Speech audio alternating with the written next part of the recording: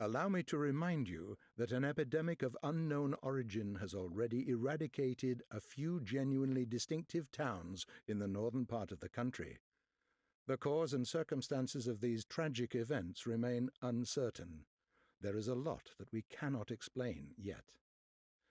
It appears as though the plague has a mind of its own, as if it is driven by some irrepressible will. Why else has no one managed to fight it successfully? Why does it target the most precious aspects of our existence?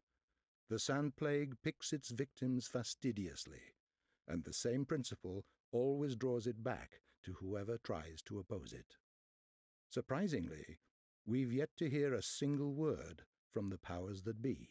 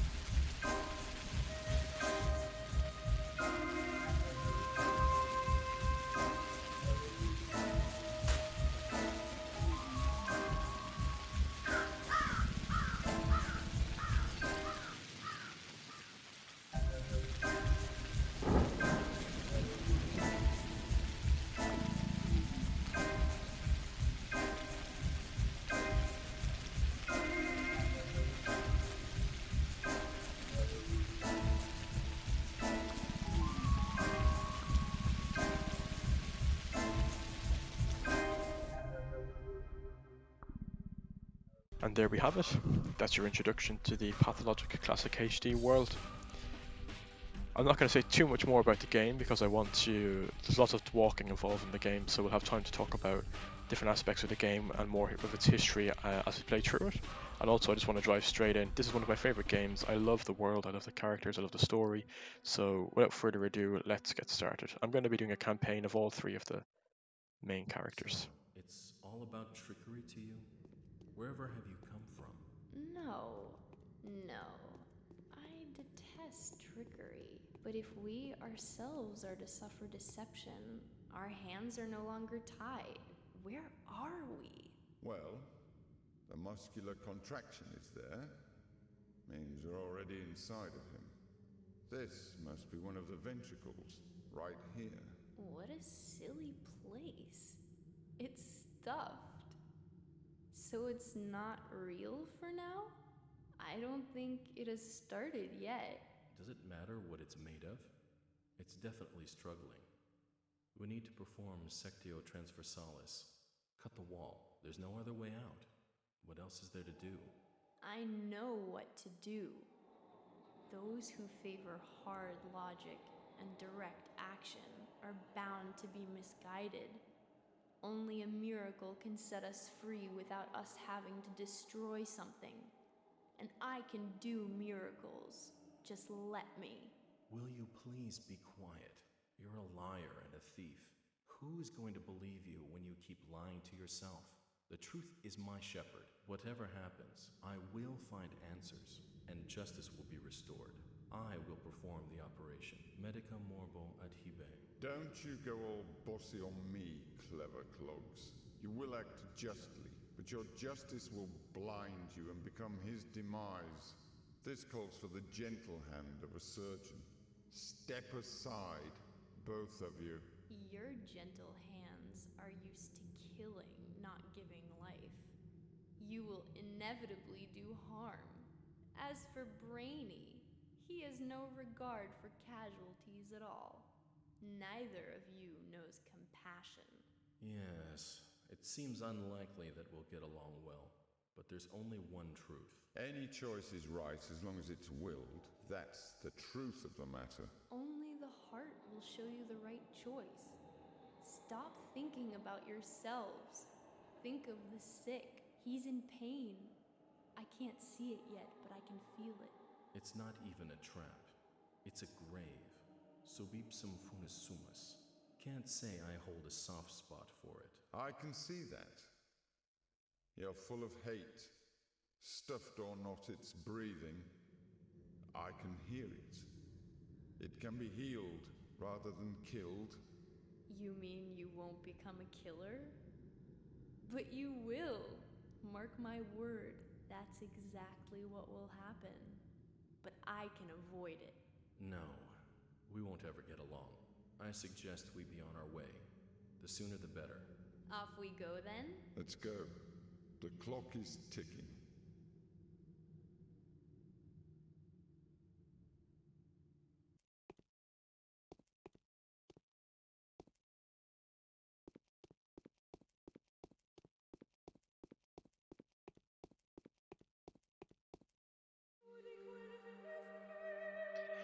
And there we have our introduction to our three main characters, the Bachelor, the Haruspex, and the Changeling.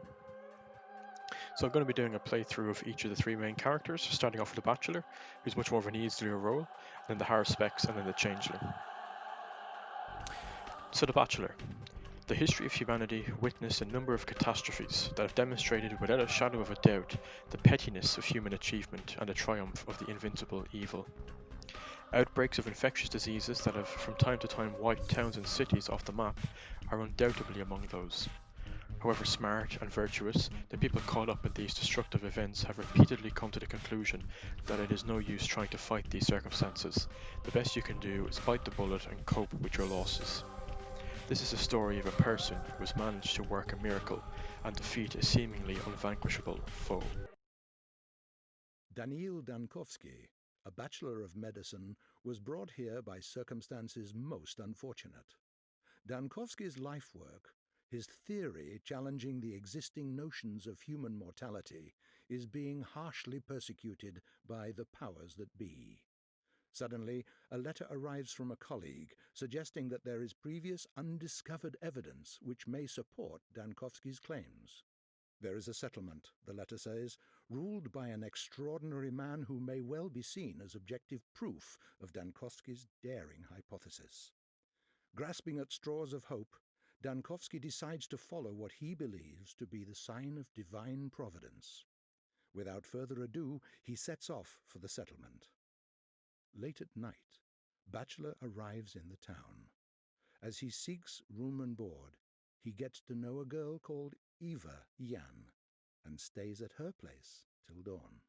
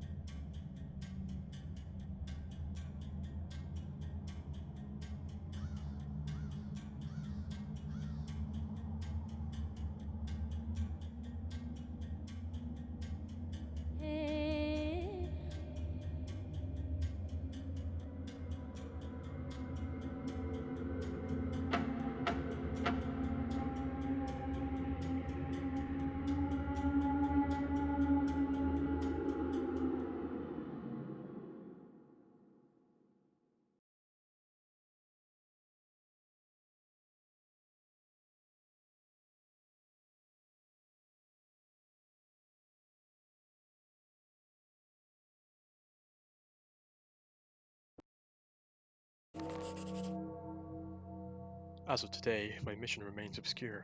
The examination of Simon Kane, who is rumoured to be a man of incredible longevity, may shake the very foundation of modern pathology and challenge the existent notions of death itself. However, even if this undying Leviathan proves to be more than a fairy tale, the mere confirmation of his existence won't suffice to prevent the powers that be from shutting our laboratory down.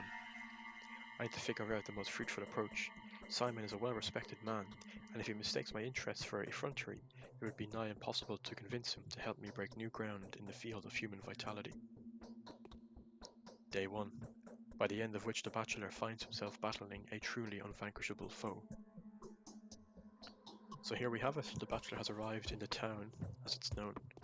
We've got our workshop and our bed in Eva Jan's little B&B. So we've got 12 days in the game before the end, and things will probably go to shit by day 4 or 5. So just to say, I've played the Bachelor campaign fully through once, and the other two characters I haven't finished, so I'll be playing them a bit blind as we go through some of them later on. Let's meet the strikingly beautiful Eva Jan. I had a feeling you would come. Did the sounds from the outside wake you up too? There was a terrible groan, and then something snapped loudly. I fell asleep so quickly I didn't even notice. It's like I fainted. So what sounds are you talking about? I think there are strangers in the backyard, by the pond. They're unlikely to be planning mischief, but I have a bad feeling about this. I'm afraid to go out to them. I hope they go away soon and stop disturbing our sleep. I'd like to thank you for your hospitality, for board and bed. I sincerely hope you have everything you need, because I'm very happy to have you here. Daniil, is it? Could you please tell me where your ruler, Simon Kane, lives? Are you willing to trade the company of a fascinated woman for that of a dreadful old man, even if he is a sorcerer? That's so sad. But Simon won't be going anywhere. He is. He always has been. He always will be, even if the moon were to fall to the ground. Please, stay with me a little longer. I couldn't even imagine the hospitality here, but who was waiting for me? I didn't notify old Borlach of my arrival. I'm not even sure what made me take off for this place. Glory is the messenger riding ahead of the man, a celebrity from the capital, Bachelor Dankovsky, the founder of Thanatica, the man who challenges death. Of course we've heard about you. This glory is undeserved yet, but I hope that getting to know your ruler will give me a chance to live up to the expectations. Death. So that's the enemy you've chosen for yourself. Isn't it hard? I don't think anyone has managed to defeat that evil yet. Millions of doctors defeated it on certain singular occasions, but my enemy is more fearsome. It is death itself, rather than a singular cause of death. I don't understand. I can barely understand it myself. Could death only seem inevitable to us, but in reality be nothing more than a whim of the will that had shaped this world? That is the question. So where is the key to my victory? It's not far. The Canes live at the Crucible on Bridge Square. But could I offer you a piece of advice? Go on. Simon has two younger brothers. The eldest of the two, Georgi, is called a judge by the locals. Visit him first. He isn't asleep. He'll teach you how to speak with Simon. The youngest of the three is Victor. His daughter, Maria, also wants to see you. It's probably important. Was it she who knew about my arrival beforehand? Yes, she told me about it privately. Talking to her is no simple task. Maria is that kind of person. She puts on airs, but that's just how the Canes are. It was Maria who told me that she would help you defeat death. That's the precise wording. What a coincidence. Alright, thank you for the advice. Go, and I'll prepare everything for your return. Do come back after you speak to the Canes. They will probably do a lot of things that will puzzle you and put you on guard. I will have some advice that may be of help to you, if you need it. Okay, I'll come back. And then we need to head over to see Simon Kane. This is the map of the town.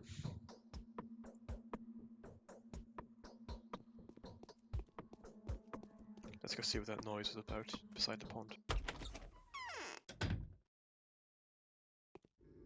Oh.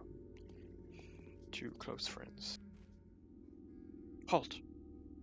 I'm going to have to teach you about the technicalities of the setting, the time and the place. It's not essential, but that's just how it is. The actor has to be prepared before he goes on stage, or else he'll fall down the aisle or stumble upon the prompt box. That would look mighty silly, wouldn't you agree? Speak, I'm listening. Time flies by, it can't be stopped or turned back. Night follows day, which are then followed by nights. Things happen without any regard for whether you're there to witness them. Don't expect anyone to wait for you, most events can be missed. And so? And so it would make sense for you to visit the places that you care about regularly. You'll find the people that will play major roles in your fate there. They stand out from the common folk. The rest are just a crowd shot, a background, a bunch of extras. As it has always been. Indeed. Still, it's best to avoid hasty judgment. It's a paradox, you see. Don't try to care too much for the lives of these bound to stand out people, and don't be too dismissive of the silent crowd. Both extremes will end in tragedy. Why is that? The world cares for your reputation, a fine and crucial instrument. Your reputation changes the world you see, for it is a mirror, would you agree? And so a bad reputation can get you into a lot of trouble. For example, need I describe? You've got vivid imagination. Everything changes, from mystical aspects to mundane things, like the people you need treating you badly, how many enemies you've got, how high the prices rise, how bad your dreams are, lots of things. A sorry prospect, so how do I maintain my reputation? Really? How is that even a question? Same as anywhere. Thou shalt not kill, thou shalt not lie, thou shalt not betray, do not steal, do not covet, don't be an arsehole, do not get caught. The rules are the same everywhere. A truly selfless deed, like risking something for thy neighbour, or even a person who lives quite far away, can help in a dire situation. I see. Really? Good for you then. As for me, I can't see anything in this mask. I've no idea what's going on. Anyway, don't get too worked up about human lives, and don't put too much stock in others, in another's words, mine included. He who trusts everyone is asking to be deceived. Yet he who trusts no one is deluded. I know that from experience. And this guy, the tragedian. Venerable Bachelor, please be so kind as to linger for a minute. This conversation won't take too much of your time, especially since time stops during dialogues, at least during the important ones, and our dialogue is extremely important. You need to know how to play after all, don't you? Play? What are you talking about, Maskman? I'm neither a gambler nor an actor. Of course you aren't. You're a living, breathing man, as is evident from your conditions and statuses. You experience hunger, thirst, and fatigue. You suffer from pain, wounds, and diseases. You're so lifelike. You have to eat, drink, sleep, and rest, and to make mistakes. The latter being the most definitive proof of my human nature, wouldn't you agree? If I may, I would like to point out just how important it is to keep an eye on your condition, but if you get dizzy or naturally sluggish, do have it checked up. Vital processes tend to run faster during emergencies than in everyday life. I knew a man who died of stress but was diagnosed with starvation. It happens. I can testify to that as a doctor. Neither remind a wise man like you of the fact that hunger is satiated with food. Food can be found in shops, and shops can be found in ordinary houses that are marked with specific signs. Sleep, however, is more complicated. People only sleep in beds and only in private residences around here. I'm sorry, but that's just how the world is. Yes, the world is unjust. And quite silly, if you forgive me for saying so. Speaking of commerce, different shops sell similar items at different prices. Make sure you don't get cheated. People can be quite brazen around here. You can also barter with the folk out in the street. Some things may be for nothing more than trinkets to you, but others will be willing to part with their life's blood for them. Blood? Yes, blood. It's not my place to lecture you, but if, following your Hippocratic oath, you ever consider easing someone's pain, feel free to just approach them with a suitable drug. You will see their pain receding before your very eyes. The sick fall asleep when they're close to recovery, don't they? Or when they've come to the ultimate rest. Still, helping the homeless will grant you a good reputation. You will be seen as a benefactor willing to part with a precious sleeping draught or a painkiller for a simple bystander. Anything else? No, not yet. Show me the way to Simon's house. Turn left now, then walk along the alley. You'll see a cathedral and 3 mansions across Bridge Square. Simon lives in the one that is closest to the river. Thank you. So, before we go see Simon, let's check out this noise by the pond. These two guys have a bit of a reputation in the pathologic community.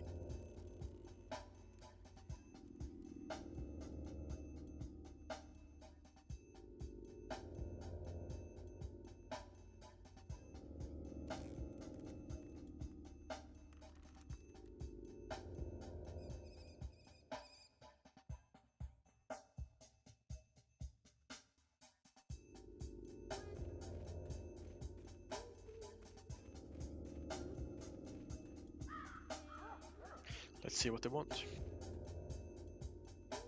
Swarm feels sick, head packed, blood boiling, belly freezing. Let the worm warm up.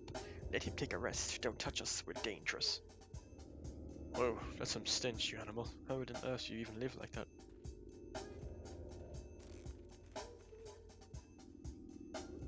What do you want? This ain't your business. What is this creature? An odor, duh. That's what all them cattle breeders look like, crude and unshapely and unfinished, don't you know? Wherever you came from.